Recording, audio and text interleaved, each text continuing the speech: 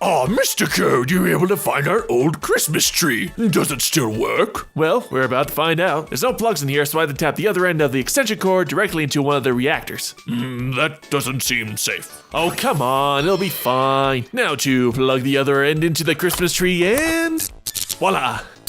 Uh-oh. Maybe we should just stick to solar lighting instead. Good idea. Happy housewarming, every pony. Oh, why?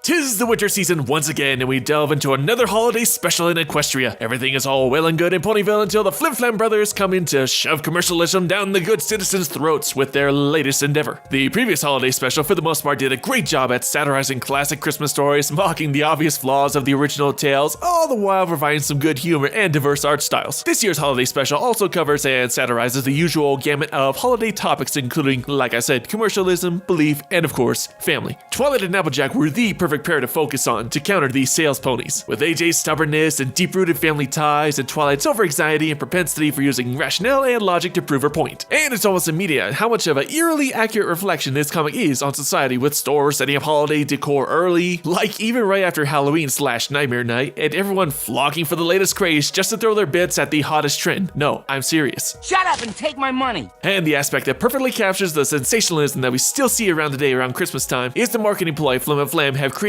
based around their mascot, Windy. She is a Wendigo. Editor must have fallen asleep. Anyway, let's think about this. These guys are promoting a beloved holiday character that is based around creatures that nearly brought Equestria to the brink of destruction. And yet there's a frenzy for all the products based around this character that they just got introduced like 5 minutes ago, including Spike, Apple Bloom, and Picky, who are instantly drawn in because, like Christmas, many are after the hottest and trending toys. This is just brilliant how ridiculous, yet again how accurate this depiction is of many folks during the holidays. Before we get to the meat of the comic and its moral, let's talk about the art, which I think is actually some of Brenda Hickey's best work, like with the dramatic shadow shots every once in a while, typically seen in Fleek's or Price's work. One of the more notable things I noticed that were interesting was incorporating some anime-style expressions or emotions throughout the comic, which were subtle additions that made the artwork more dynamic. And of course, the coloring by Heather Breckel greatly complements Hickey's line work with all the festive colors of ponies and outfits, or the town itself. Along with that, I like the cool purple hues of the night contrasting with the town, and overall the comic has a nice holiday look to it. Back to the story, actual Twilight and AJ attempt to persuade the townsfolk they're being bamboozled, but only through cunning do they actually chase off the sales ponies. But everyone's actually pissed at the two for ruining their fun. Now to this point, I have mixed feelings about the execution of the final act. On the one hoof, I like that the story didn't take the obvious route to have the townsfolk instantly side with AJ and Twilight, as even though the brothers were shelling out a phony holiday icon simply for money, they weren't doing anything illegal, and every pony was legit into the holiday gimmick, the town brewing with positivity. Thus we come to our moral being choice, or more accurately, not opposing your opinions on others. No one, not even Flim Flam, forced any pony to join in this holiday. Every pony got into the spirit of their own free will. As for the girls, they had good intentions promoting more importance of family over gifts, yet their execution was misled. Instead of letting go of their initial warning of Flim Flam and letting the citizens decide what to do for themselves, the girls essentially browbeat every pony to convince the town that they were right and the sales ponies, and inadvertently every pony else, were wrong. Yet this makes sense from a characterization standpoint, again going back to AJ's stubbornness on true family values and Twilight's tendency to prove herself right regardless of a situation, which raises the question: if a holiday event or organization promotes happiness, cheer, even if it's not exactly on the level, no real harm comes from it, should it be left alone? Where do we draw the lines between what's right and what's best for anyone? When do we leave someone in bliss or show them the harsh reality of the situation? AJ even says that such arguments shouldn't be occurring around the holiday that promotes happiness, so it's not really an easy issue with a simple answer, which I really applaud the comic for tackling such a difficult topic. Now, the only real downside I will say is with Spike chastising the girls, thinking that they were just gullible idiots for falling for the charade. Spike and Apple Bloom's arguments would have been much more compelling if they didn't immediately jump on the Windy bandwagon and have them instead over the days gradually succumb to this sensation. Sure, you could go for the obvious excuse and just say they're young and many kids are only just thinking about presents, but them saying they were under control of the situation despite the fact that they were clearly talking about the Windy sensation the entire time does make their arguments kind of a moot point. Though that really is the only negative thing I have to say about this comic, and the reconciliation at the end leaves the audience on a sweet note closing out this holiday special. In the end, there's nothing inherently wrong with this story, and it's got some nice festive imagery, some good comedic moments, and a moral that really makes you think. Well, happy holidays every pony, and until next time, MC out!